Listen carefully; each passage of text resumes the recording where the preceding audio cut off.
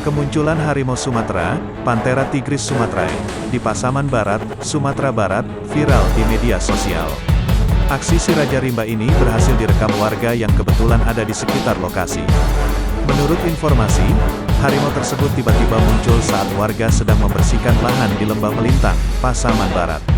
Camat Lembah Melintang hingga Kepala Resort Pasaman BKSDA Sumbar angkat bicara terkait kemunculan hewan buas tersebut. Camat Lembah Melintang, Saparudin, saat dihubungi tribunpadang.com Selasa, tanggal 18 Januari tahun 2022, mengatakan harimau muncul saat warga sedang membersihkan lahan, Senin, tanggal 17 Januari tahun 2022, kemarin. Warga merekam dari atas alat berat yang mereka gunakan.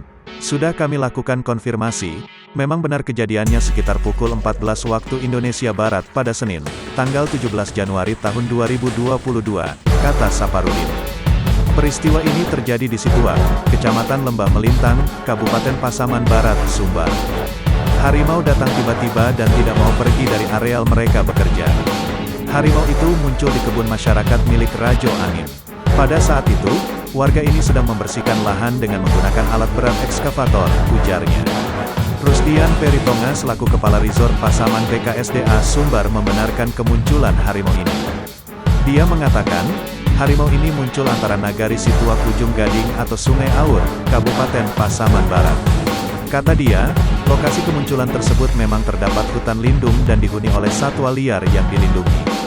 Selanjutnya kami akan berupaya melakukan penghalauan untuk upaya awal agar harimau ini kembali bergeser ke dalam hutan, kata Rusdian Peritonga.